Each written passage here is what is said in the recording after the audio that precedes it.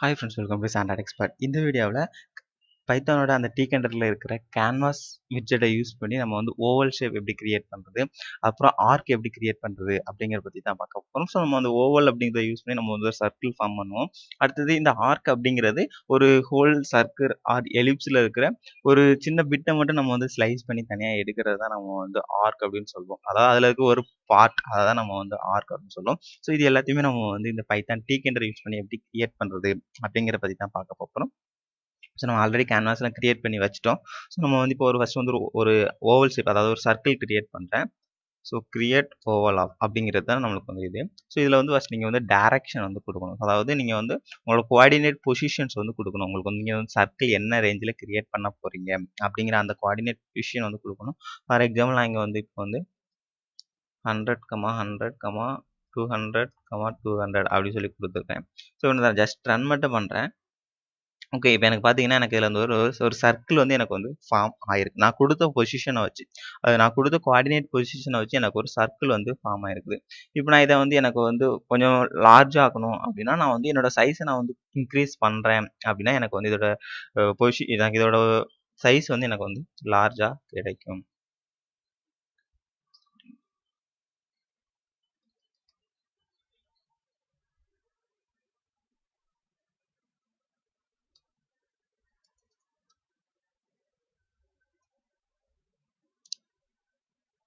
So நம்மளுக்கு இப்போ size கொஞ்சம் பெருசா வந்திருக்குது. பட் கொஞ்சம் கீழ இறங்கி போய் இருக்குது. ஸோ நம்ம இத இன்னும் குறைச்சுக்கலாம்.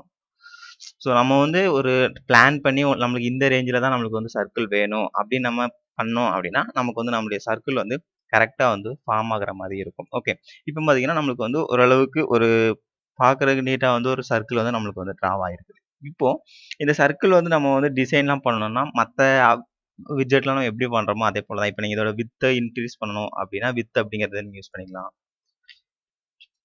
வித் ஈக்குவல் நான் இப்போ 5 அப்படின்னு சொல்லி கொடுக்குறேன்னா, எனக்கு வந்து அதோட சர்க்கிளோட வித் வந்து எனக்கு அதிகமாக இருக்கும். நான் அதோட கலரை சேஞ்ச் பண்ணணும் அப்படின்னு பார்த்தீங்கன்னா, ஃபில் அப்படிங்கிறத யூஸ் பண்ணுறேன் அப்படின்னா, எனக்கு வந்து அதோட கலர் வந்து சேஞ்ச் ஆகும். ஃபார் எக்ஸாம்பிள் எல்லோ அப்படி சொல்லி கொடுக்குறேன்.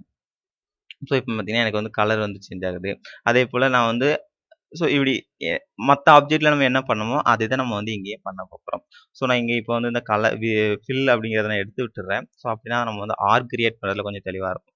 ஸோ இப்போ நான் அடுத்து வந்து ஆர்க் அப்படிங்கிறத கிரியேட் பண்றேன். அதை எப்படி கிரியேட் பண்றேன் அப்படின்னு பார்த்தீங்கன்னா, கிரியேட் ஆர்க் ஆஃப் அப்படிங்கிறத யூஸ் பண்றேன். ஸோ இப்போ நான் இதுக்கு வந்து ஒரு பொசிஷன் வந்து குடுக்க போறேன். நான் என்ன குடுக்குறேன் அப்படின்னு பார்த்தீங்கன்னா, 0,0, 100, 100 அப்படிங்கிற மாதிரி நான் வந்து குடுத்துக்கிறேன். ஸோ குடுத்துட்டு இப்ப நான் ஓகே நம்மளுக்கு இப்ப அங்க வெளிய போயிருச்சு. நம்ம இதுக்குள்ளயே வச்சோம்னா உங்களுக்கு வந்து ஒரு இன்னும் கொஞ்சம் தெளிவு கிடைக்கும். ஸோ நான் என்ன பண்றேன்னா, அந்த ஓவல் கிரியேட் பண்ண அதே ஷேப்ப வந்து அதே அளவு நான் வந்து குடுக்குறேன்.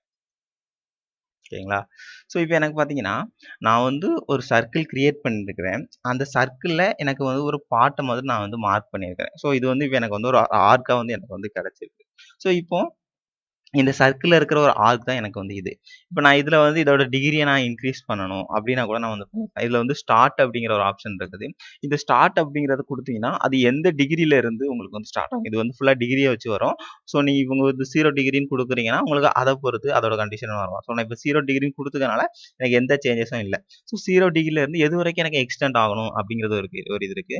அதுக்கு எக்ஸ்டெண்ட் அப்டிங்கிற ஒரு கமாண்ட் இருக்குது. ஸோ நீங்க இந்த எக்ஸ்டெண்ட்ல வந்து ஒரு 200 அப்டின்னா இதுலயும் குடுக்குறேன் அப்டின்னு பார்த்தீங்கன்னா, ஸோ இப்ப எனக்கு பார்த்தீங்கன்னா, எனக்கு இப்ப அந்த ஆர்க்கோட சைஸ் வந்து மாறிடுச்சு. முன்னாடி வந்து எனக்கு வந்து அது வந்து இப்டி இருந்தது. இப்போ வந்து அந்த அந்த கோடு வந்து எனக்கு வந்து இப்போ இப்ப இங்க வந்துருச்சு. எப்டின்னா, நான் அதோட டிகிரிய வந்து மாத்திருக்கேன். ஃபார் எக்ஸாம்பிள் நான் இப்போ வந்து இத வந்து ஒரு 150 அப்டின்னு சொல்லி மாத்தணும். நம்மளுக்கு கொஞ்சம் கொஞ்சமா மாத்துனா நமக்கு தெளிவாவே தெரியும். 150 அப்டின்னு சொல்லி மாத்திருக்கேன்.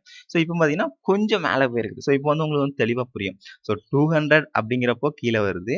150 அப்டிங்கிறப்போ நம்மளுக்கு வந்து மேல போறது.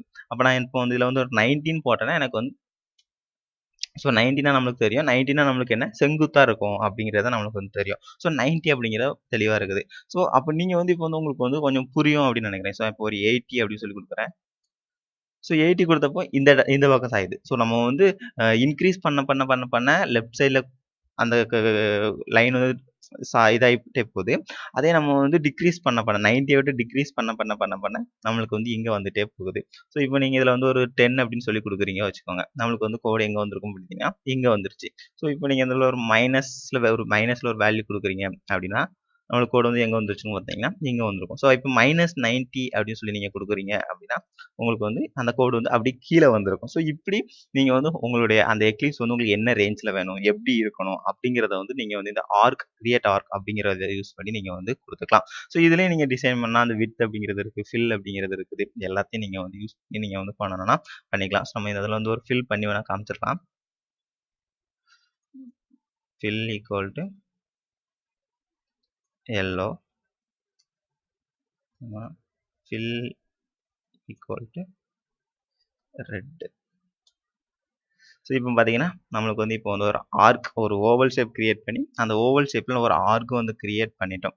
ஸோ இப்போ இதில் நம்ம வந்து கொஞ்சம் வித்து கொடுத்தோம் அப்படின்னா இன்னும் கொஞ்சம் நம்மளுக்கு தெளிவாக இருக்கும்.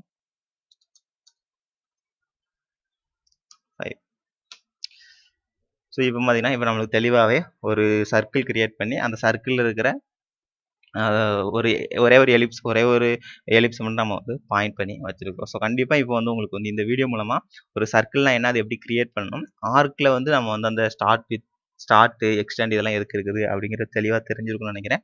இந்த வீடியோ பிடிச்சிருந்தா இந்த வீடியோக்கு ஒரு லைக் கொடுங்க. இந்த வீடியோ பற்றின கமெண்ட்ஸாக மறக்காம கமெண்ட்ஸ் சொல்லுங்கள். நீங்கள் இன்னும் நம்ம சேனலை சப்ஸ்கிரைப் பண்ணலாம், இப்போவே சப்ஸ்கிரைப் பண்ணி பக்கத்தில் இருக்கிற பெல் ஐக்கானையும் கிளிக் பண்ணிடுங்க. தேங்க்யூ ஃபார் வாட்சிங்.